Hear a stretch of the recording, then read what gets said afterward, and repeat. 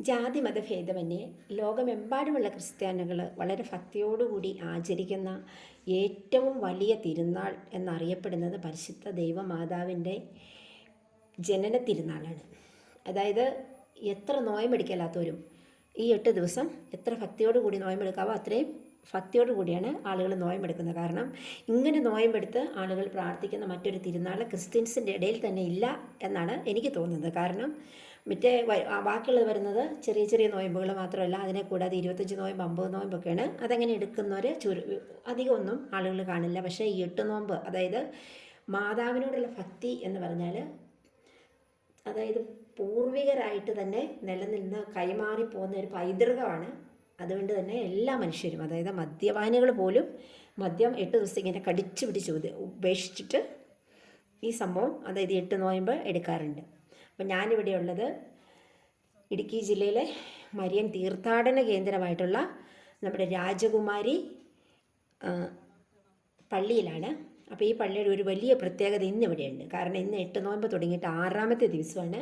6ാമത്തെ ദിവസം ഇന്ന് ഒരുപാട് ആളുകൾ ഇന്നിവിടെ കൂടുന്ന ദിവസമാണ്. അതായത് ഇടുക്കി രൂപതയിലെ മെത്രാൻ്റെ കീഴിലുള്ള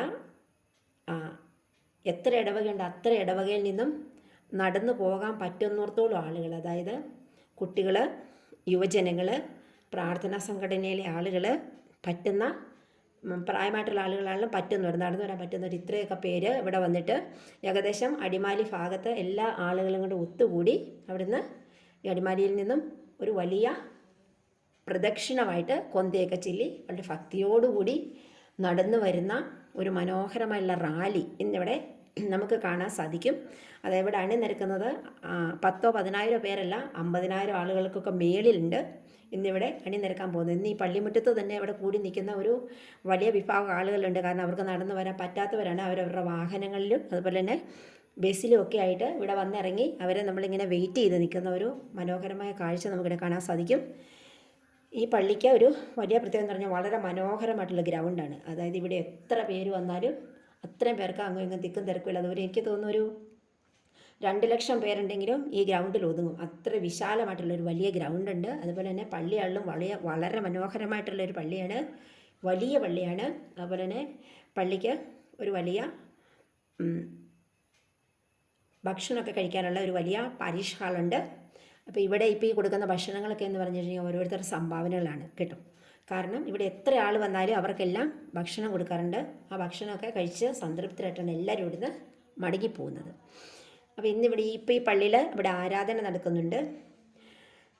ഈ ആരാധന ഏകദേശം തീരാറായിട്ടുണ്ട്. കാരണം നമ്മുടെ റാലി പ്രദക്ഷിണം ഇവിടെ വന്ന് ഏകദേശമൊക്കെ പള്ളിയുടെ തൊട്ടടുത്തെത്തിയിട്ടുണ്ട്. അതുകൊണ്ട് തന്നെ ഇവിടുത്തെ ഇന്നിവിടെ കുർബാന അർപ്പിക്കുന്ന ആർച്ച് ബിഷപ്പാണ്. അദ്ദേഹത്തിൻ്റെ നേതൃത്വത്തിലാണ് കുർബാന അർപ്പിക്കുന്നത്. ഞാൻ പറഞ്ഞില്ലേ, ഓരോരുത്തരായിട്ട് വരുന്ന മനോഹരമായ ഒരു പ്രദക്ഷിണമാണ് നമ്മളിപ്പോൾ ഇവിടെ കണ്ടുകൊണ്ടിരിക്കുന്നത്. ഇനിയിപ്പം മെത്രാൻ്റെ നേതൃത്വത്തിൽ കുർബാന അർപ്പിക്കാൻ ഉള്ള അച്ഛന്മാരെല്ലാം കൂടെ സന്നിഹിതരായിട്ടുണ്ട്. 2 മണി സമയമായി. ഇനിയിപ്പം വിശുദ്ധ കുർബാനയാണ്. വിശുദ്ധന്മാരെ പ്രതിനിധീകരിക്കുന്ന കൊച്ചുകുട്ടികൾ അവരുടെ തൊട്ടുപിറകിലായിട്ടാണ് നമ്മുടെ കുർബാന അർപ്പിക്കുന്ന അച്ഛന്മാരും 2 ബിഷപ്പുമാരുടെ നടുവിലായിട്ട് നമ്മുടെ ആർച്ച് ബിഷപ്പുമായിട്ട് വരുന്നത്. അപ്പോൾ എനിക്ക് വിശുദ്ധ കുർബാനയിൽ പങ്കെടുക്കേണ്ടതുണ്ട്. അതുകൊണ്ട് തന്നെ തൽക്കാലം ഈ വീഡിയോ ഇവിടെ അവസാനിപ്പിക്കുകയാണ്. മറ്റൊരു വീഡിയോയിൽ വീണ്ടും കണ്ടുകൊണ്ടുവരെ tata, bye bye, see you. എല്ലാവർക്കും മാതാവിൻ്റെ അനുഗ്രഹങ്ങൾ ആശംസിക്കുന്നു.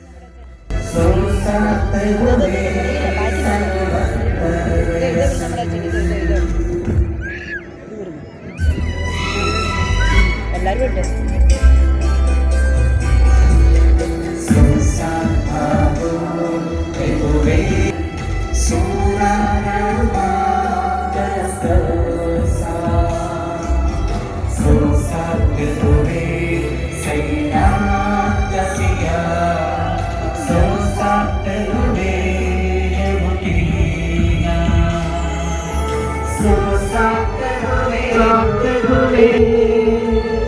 Say bye.